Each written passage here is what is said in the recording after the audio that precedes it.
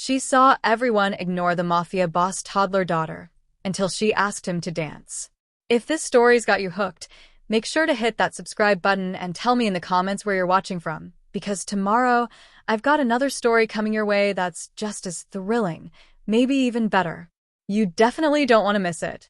Alright, now let's begin the story. The scent of expensive cigars and fear hung heavy in the ballroom of the Grand Obsidian. I adjusted my tray, trying to blend into the wallpaper, but my eyes kept drifting to the center of the room. Richard Jason stood there like a king on a chessboard, tall, wearing a tuxedo that cost more than my life's earnings, his face a mask of cold indifference. The guests circled him, desperate for his favor but terrified of his gaze. But they weren't just avoiding him. They were avoiding Sevenher. A tiny toddler, barely 3 years old, stood a few feet away from him. She was drowning in a dress made of black tulle, clutching a ragged bunny by the ear. She looked up at her father, then at the swirling dancers, her lower lip trembling. The most feared man in the city didn't even look down. The isolation around them was a physical barrier. No one dared approach the devil's daughter. My chest tightened. I knew I should stay invisible. I knew Richard Jason shattered people who annoyed him. But when a tear rolled down the little girl's cheek, I snapped. I set my tray down and walked straight into the lion's den. The music seemed to stop as I tapped the monster's shoulder. He turned, his eyes like shards of ice. "Sir," I said, my voice shaking but loud enough to be heard. "Your daughter is waiting. Would you like to dance?" The fluorescent light in my apartment flickered like it was considering giving up entirely. I didn't blame it. I was considering the same thing. 24 hours after I'd committed professional suicide by interrupting Richard Jason at the most exclusive wedding of the year, I was officially unemployed. Marco, my catering manager, had fired me over the phone while I was still on the bus home. "You embarrassed a client, Christina. A very important client. Don't ever list us as a reference." I stared at the eviction notice taped to my door. 72 hours to vacate. The debt collectors wouldn't wait any longer for my father's mistakes to be paid. I'd been juggling 3 jobs just to keep them at bay, and now I'd thrown away the highest-paying one because I couldn't keep my bleeding heart in check. My younger sister Emma called as I slumped against the kitchen counter. "Chris, did you get the catering payment?" I closed my eyes. "I got fired." Silence. Then, quietly, "What are we going to do?" I didn't have an answer. I'd marched up to a man who could make people disappear and lectured him about parenting. What had I expected? A thank you card? That night, I applied to 17 jobs online, each one more desperate than the last. Somewhere around 2 a.m., I fell asleep at my laptop, dreaming of a little girl in pink tulle, alone in a sea of strangers. The coffee shop interview was going terribly. "So, you left your last position suddenly?" The manager's eyebrows were skeptical mountains on her forehead. There was a conflict of. Through the window, a black SUV pulled up to the curb. Not unusual in downtown. Except it was blocking traffic. And the engine was still running. And 3 men in dark suits were climbing out. My stomach dropped. "Excuse me," I muttered, grabbing my bag. If Richard Jason had decided I needed to be silenced, I wasn't going to let it happen in front of witnesses. I slipped out the back entrance into the alley. The crisp October air bit at my cheeks as I speed-walked toward the main street. Footsteps echoed behind me. "Miss Moore." I spun around. One of the suited men stood at the alley entrance, hands visible and empty. He was younger than I expected, with a neat beard and an almost apologetic expression. "Mr. Jason would like to speak with you." "I'm not interested in speaking with Mr. Jason." "It's not a request," he said, but his tone was gentle. "But it's also not what you think. He's offering you a job interview." I laughed, a brittle sound that bounced off the brick walls. "An interview? For what?" "Body disposal specialist." The man's lips twitched. "Governess." "For his daughter." And just like that, the world tilted sideways. Richard Jason's office occupied the entire top floor of a building that looked like it had been carved from obsidian and money. Floor-to-ceiling windows offered a view of the city sprawling below, like a kingdom awaiting orders. The man himself stood with his back to me, hands clasped behind him, watching the world he controlled. Miss Moore. He didn't turn around. You have a degree in early childhood education from State University. You've worked at Little Sprouts Kindergarten for 4 years. Your colleagues describe you as passionate and occasionally impulsive. Your father died 18 months ago, leaving you with $140,000 in gambling debts. You're 3 months from losing your childhood home, where your sister still lives while finishing her nursing degree. My hands clenched. If you're trying to intimidate me, I'm establishing that I do my research. Now he turned, and the full weight of those ice-blue eyes landed on me. Up close, he was younger than I'd thought, mid-30s, maybe, but his gaze held centuries of hard decisions.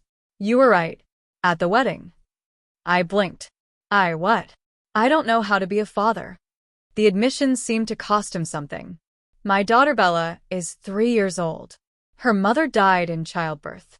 I've hired 7 nannies in 2 years. They all quit. They say she's too difficult, too withdrawn. But I watched you at the gala. You saw a sad child, and you didn't care who her father was. That's the quality I need. He moved to his desk, opened a drawer, and pulled out a contract. 6 months.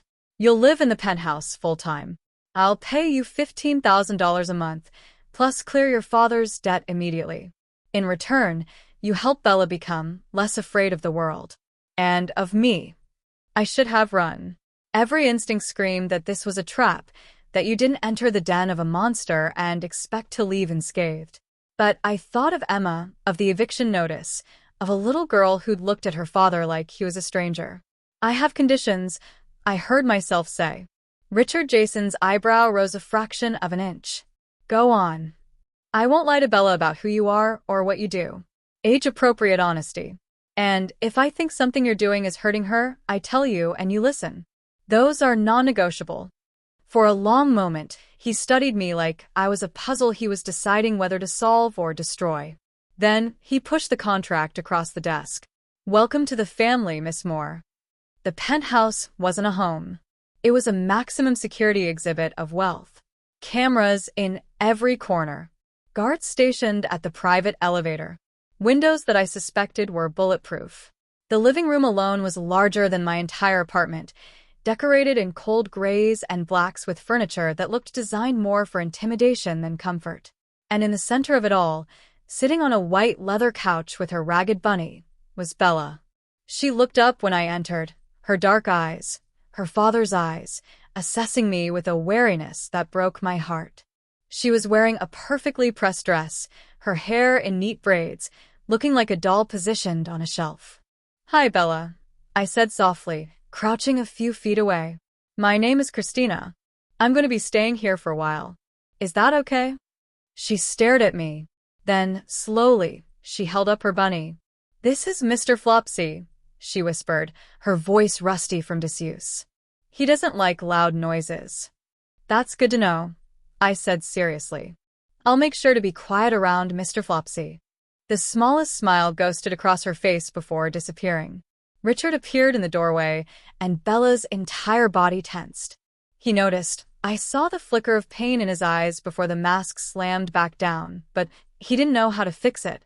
He gave a curt nod and disappeared into his office. I spent that first day simply existing in Bella's space. I didn't push, didn't hover, just sat on the floor with a coloring book and let her observe me. By dinner, she'd moved close enough to hand me a purple crayon.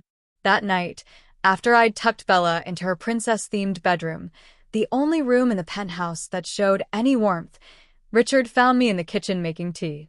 She smiled at you, he said quietly. Once. Briefly. She hasn't smiled in 8 months. I turned to face him, seeing past the intimidating exterior to the exhausted father beneath. Then we have work to do. 2 weeks in, and I'd learned Richard's rules by heart. Bella wasn't to leave the penthouse without a security detail. No public outings. No interaction with children outside the approved families list, which consisted of exactly 0 names. Meals at specific times. Educational programming only. Structure. Control. Safety. Prison, in other words. She needs friends. I said over breakfast one morning. Bella was absorbed in her oatmeal, building a mountain with her spoon. Richard didn't look up from his tablet. She has everything she needs. She needs to climb trees and skin her knees and fight over toys. She needs normal. Normal children don't have targets on their backs. So, she's supposed to live in a cage because you've made enemies? His eyes snapped to mine, dangerous. Choose your next words carefully, Miss Moore. Bella had gone still, watching us with wide eyes. I took a breath, modulating my tone. I apologize. That was unfair. But Richard, she's 3. She doesn't understand why she can't do what other kids do. She just knows she's lonely. Something flickered across his face.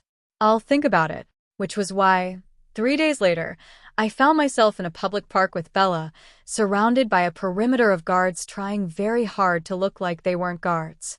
Bella stood at the edge of the playground, gripping my hand. A group of children shrieked with laughter on the swings. She watched them like they were exotic animals in a zoo. Do you want to try the slide?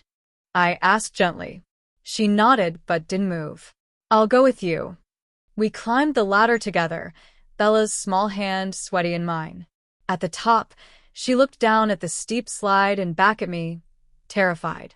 I'll catch you, I promised. She slid. I caught her, and when she laughed, a real, bubbling, childish laugh, one of the guards smiled.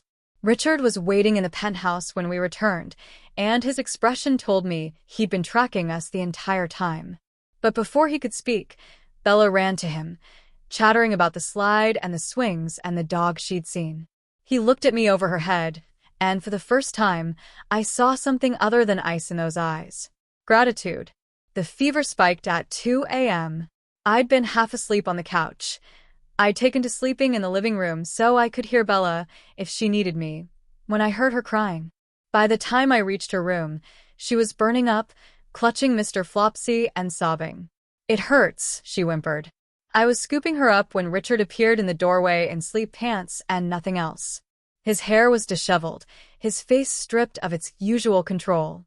What's wrong? His voice was sharp with panic. Fever. Probably just a virus, but we should. He was already on the phone, barking orders.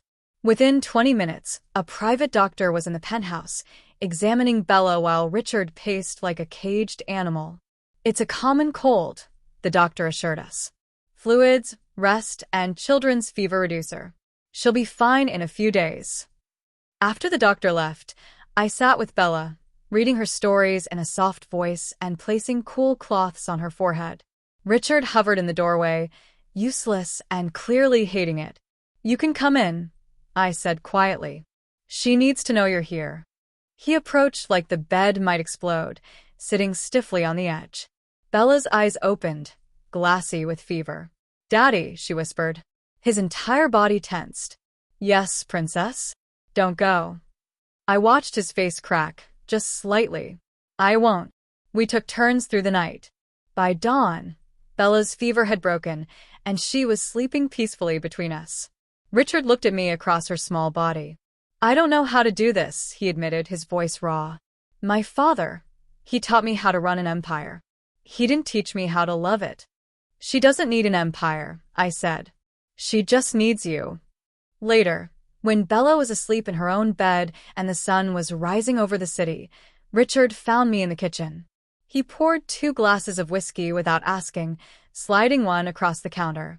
My wife, Bella's mother. She was a mistake, he said. An arranged marriage that was supposed to secure an alliance. We barely knew each other. When she died, I felt nothing, and I hate myself for that.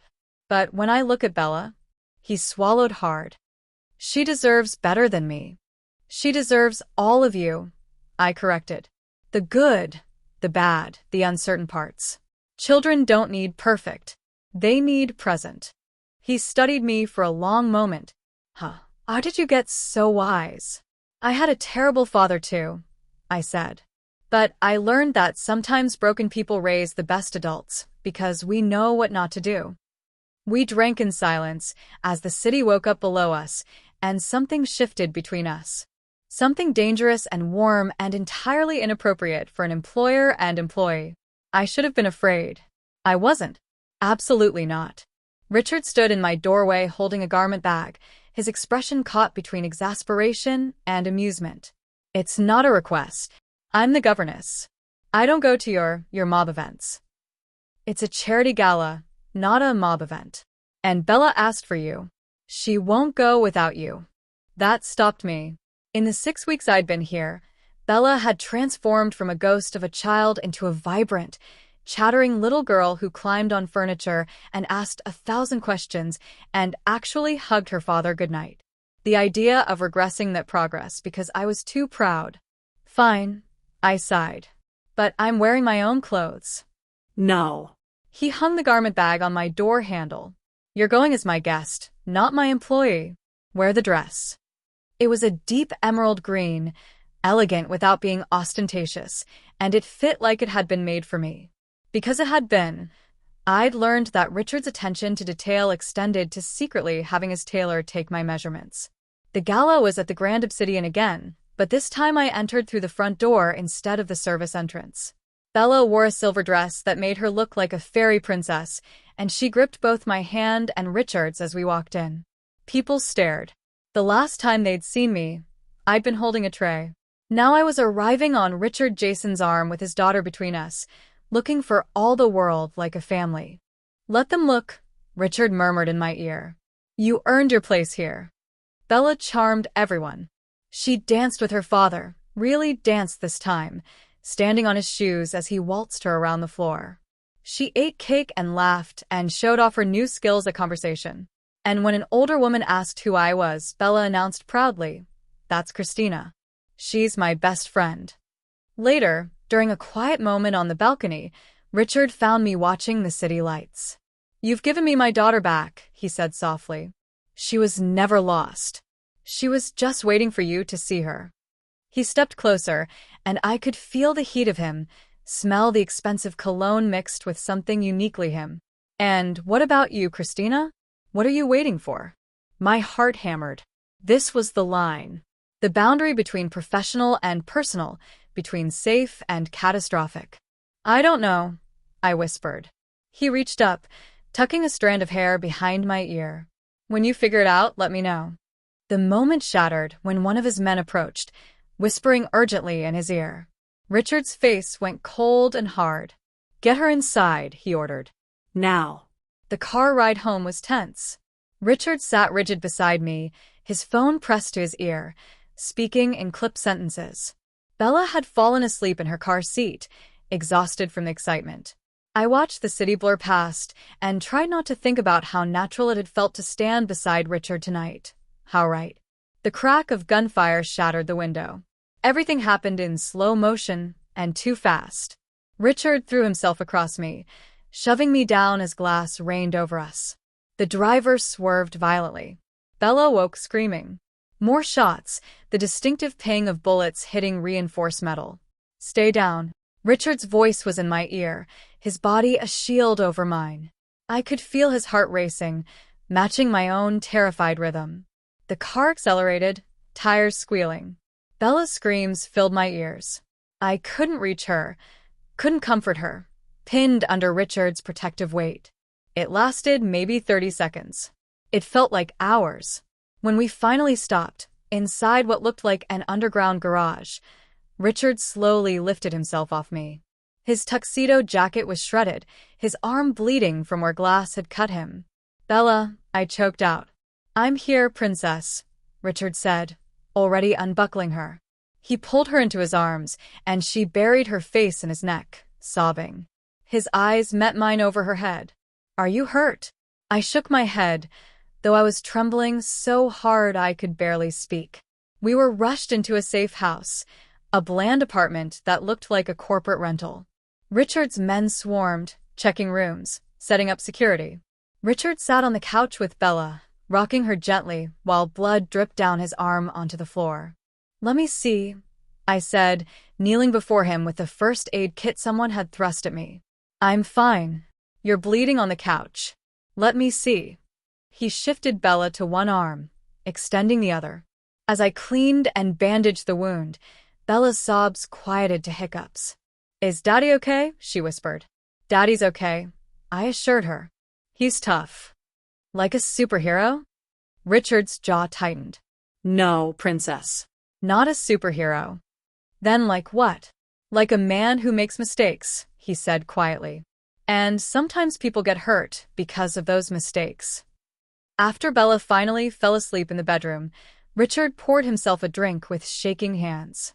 I'd never seen him rattled before. It was oddly humanizing.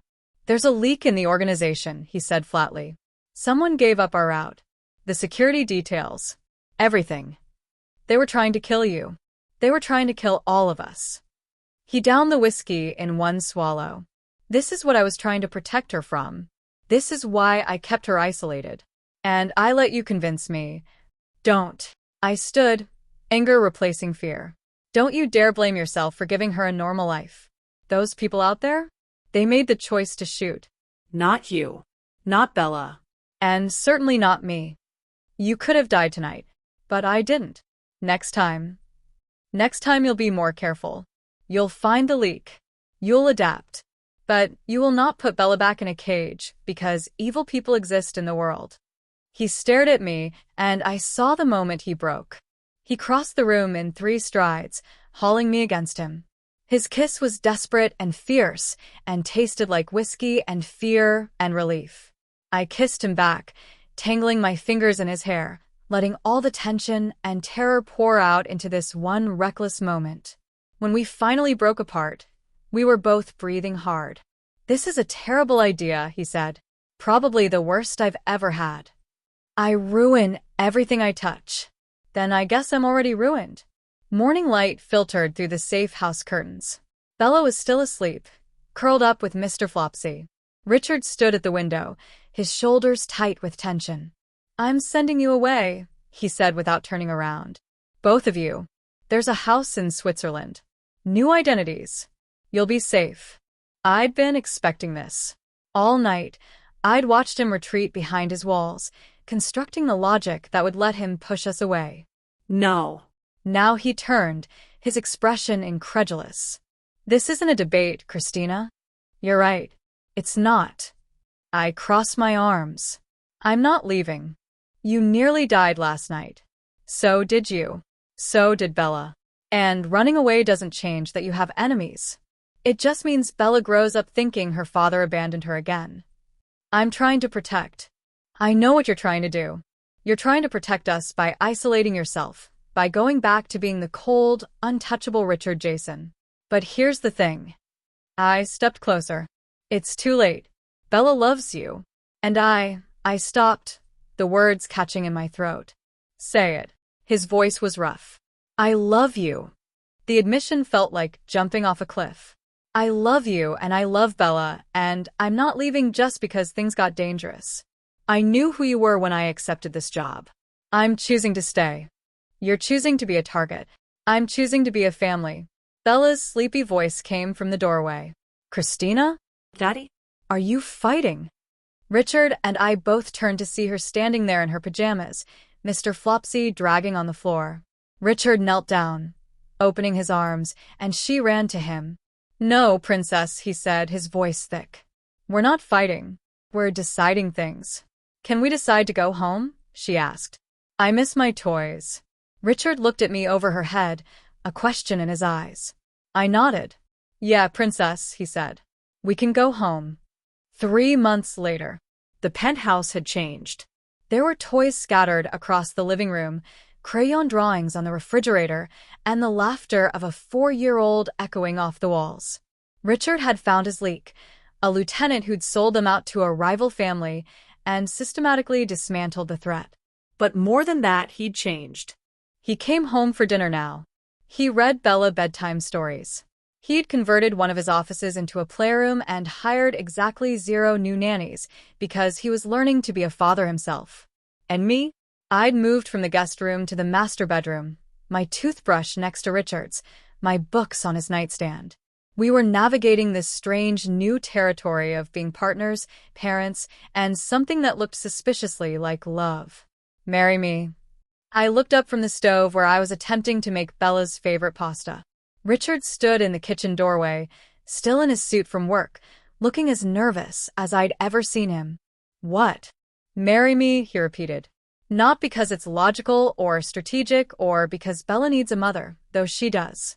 Marry me because I wake up every morning grateful you barged into my life and demanded I be better. Marry me because you see all of me and haven't run yet. Marry me because I love you, Christina, and I want to spend the rest of my life proving I deserve you. I set down the spoon, my hands shaking. You know marrying you makes me part of this world. Really part of it. I know. And if you say no, I'll understand. I'm not saying no. I crossed to him, cupping his scarred, dangerous, beautiful face in my hands. I'm saying yes. I'm saying I love you. I'm saying let's do this crazy, impossible thing together. When we kissed, I heard Bella's delighted shriek from the living room. Does this mean Christina's staying forever? Richard smiled against my lips. Forever. Good, Bella announced, returning to her cartoons. Because Mr. Flopsy really likes her. And in the heart of the city, in a fortress that had become a home, the monster learned to be a man, the governess became a queen, and a little girl finally got the family she'd been waiting for all along. Thank you for watching this story until the end. If this one grabbed your attention, the next story will draw you in even deeper. It's packed with even more suspense and emotion.